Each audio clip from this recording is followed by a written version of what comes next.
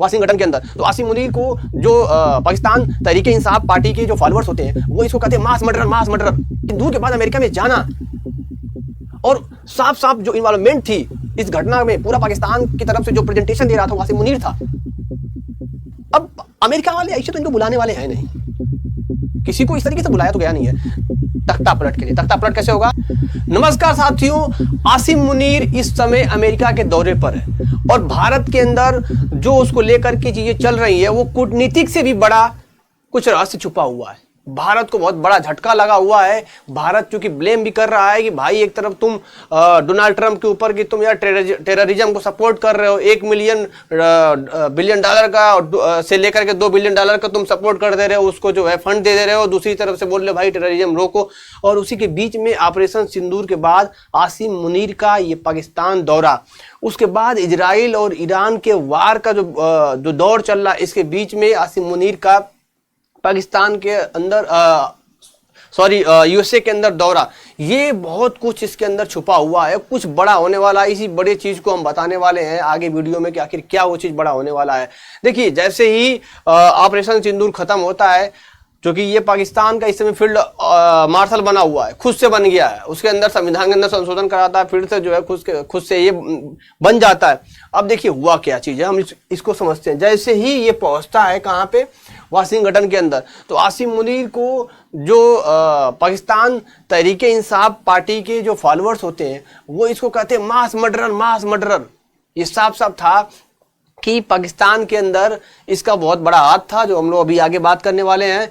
इसका इतना बड़ा हाथ था कि इसीलिए जो पीटीआई के मेंबर होते हैं इसको मास मर्डरर और इसको डिक्टेटर, ये सारी चीज़ें जो है वोटिंग होने लगती है जैसे ही ये वाशिंगटन डीसी के अंदर उतरता है। लेकिन तब तक उसको गार्ड रोक लेते हैं जो फॉलोअर्स शूट कर रहे होते हैं। अब देखिए हुआ क्या है कि अभी जो है ट्रंप इसको बुला लिए हैं कहाँ पे, लंच के लिए। अब यार ऑपरेशन सिंदूर में हुआ क्या था कि ट्रंप बार बार बोल रहे थे भैया देखो हम मीडिएट किए हैं, मध्यस्थता किए हैं, तभी जाकर के भारत और पाकिस्तान के बीच जो वार है वो रुका है। लेकिन भारत बार बार मना कर रहा है, पाकिस्तान ने एक्सेप्ट कर लिया है।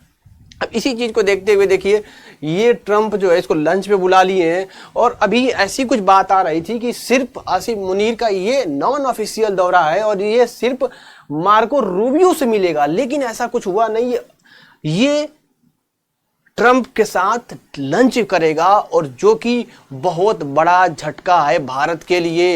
ये भारत के डिप्लोमेसी, भारत के फॉरेन पॉलिसी के ऊपर ये धब्बा है।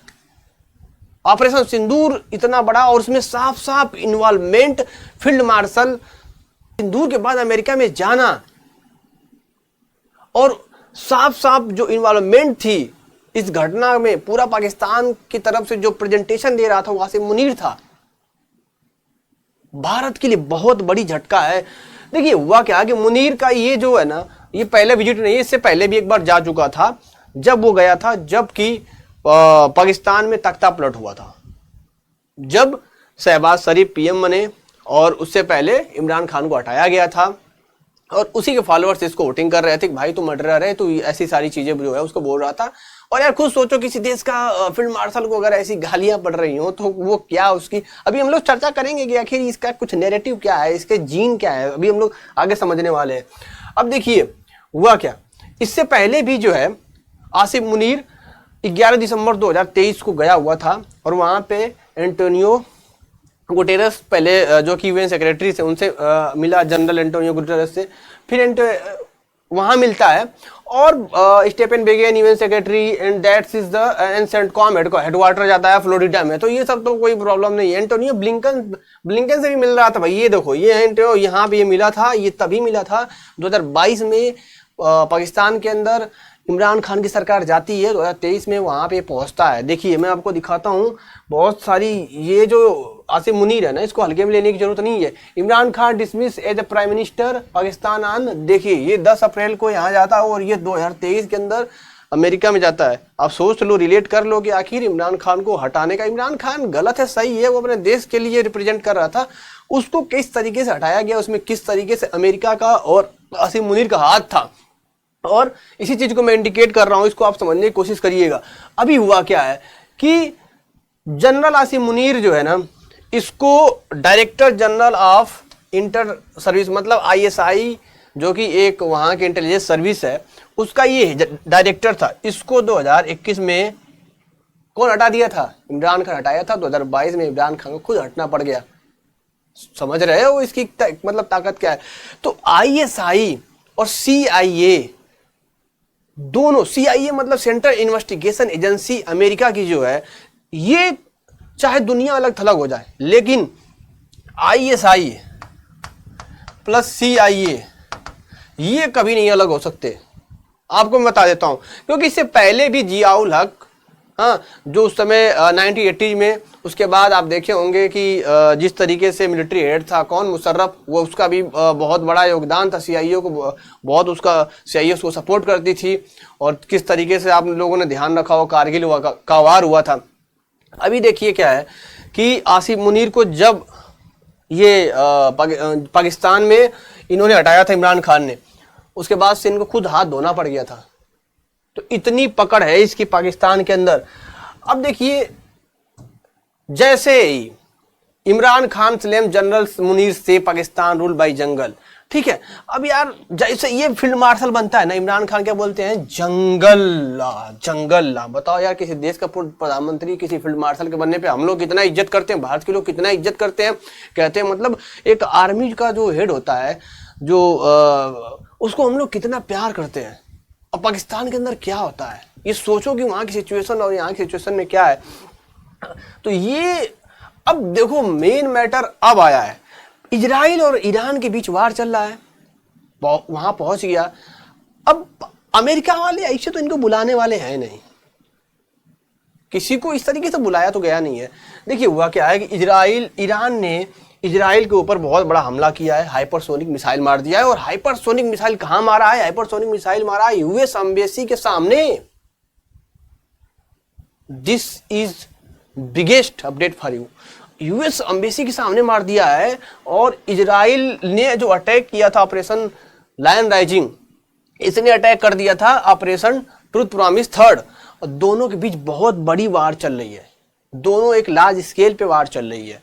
मतलब जो उनके पास सबसे बड़ा वेपन है उसका यूज कर रहे हैं। ईरान फतेह 1 का यूज कर रहा है, हाइपरसोनिक मिसाइल का यूज कर रहा है। और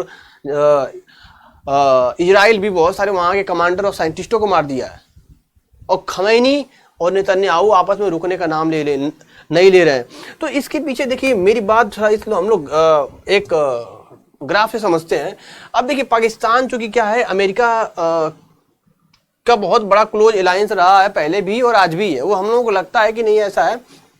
अब क्या है, इंडिया के साथ क्या है कि इसका भी रिलेशन खराब है। अब बताओ यार कि ये इसके साथ मतलब हमेशा अमेरिका क्या सोचता है, यार हमारा बहुत अच्छा दोस्त है भारत, लेकिन ये इंडिया को दिमाग से निकाल देना चाहिए। आज ये प्रूव हो गया है, इसको दिमाग से निकाल देना चाहिए।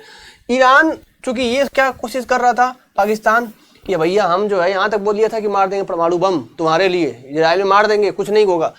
अब इससे भी इनके जो रिश्ते हैं पाकिस्तान को के हो चुके हैं खराब। अमेरिका ने इसको कैप्चर किया, यहाँ पे लाया। अब देखिए, इजराइल प्लस ईरान ये दोनों मिलेंगे और यहाँ से पाकिस्तान को रिमूव करा जाएगा। क्योंकि पाकिस्तान में बहुत अच्छी दोस्ती रही नहीं है कभी, लेकिन चूंकि पाकिस्तान और ईरान का बॉर्डर है, पड़ोसी को मिला के रखोगे तभी आप हमला कर पाओगे। तो यही इसी का फायदा लेने के लिए मुनीर को बुलाया जा रहा है। और मैं बता दूं, अमेरिका क्या करेगा पाकिस्तान को, देखिए भाई, +1 मिलियन डॉलर फंड कर देगा। फाइनेंस पे बात होगी, डिफेंस पे बात होगी, थोड़ा मोड़ा चारा दे देगा। अब पाकिस्तान का मतलब आसिम मुनीर, पाकिस्तान का मतलब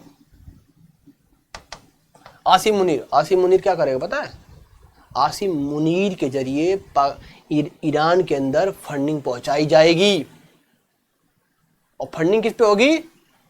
तख्ता पलट के लिए। तख्ता पलट कैसे होगा इसको हम नेक्स्ट वीडियो में बताएंगे। लेकिन मैं आपको बता दूं कि ये 5 दिन का जो दौरा है आसिम मुनीर का, ये भारत के लिए सही नहीं है। और भारत के फॉरेन पॉलिसी के ऊपर ये एक धब्बा है। नरेंद्र मोदी को इस पे एक्शन लेना चाहिए और हमें एक स्टैंडर्ड लेना चाहिए। जो कि G7 में नरेंद्र मोदी ने ये बात बोली है कि हमें डबल स्टैंडर्ड नहीं होना चाहिए। आज आप आतंकवाद को बढ़ावा दे रहे हो, फिर कहीं से फंड करते रहो, इतनी बात बोली है। और मध्यस्थता को भी लेकर के इसी चीज के लिए देखिए, इस समय मैं बता दूं आपको कि अमेरिका और भारत दोनों के जो रिश्ते हैं ना, बहुत खराब है। ये अमेरिका और भारत के रिश्ते बहुत खराब हो चुके हैं। आगे ईरान के अंदर तख्ता पलट वाले, ईरान के अंदर होगा तख्ता पलट, एक मैं वीडियो बनाने वाला हूं, और बहुत समझिए कि जो वीडियो होगा बहुत शानदार होगा। हाँ, तो आशा करता हूं आप लोगों की वीडियो अच्छी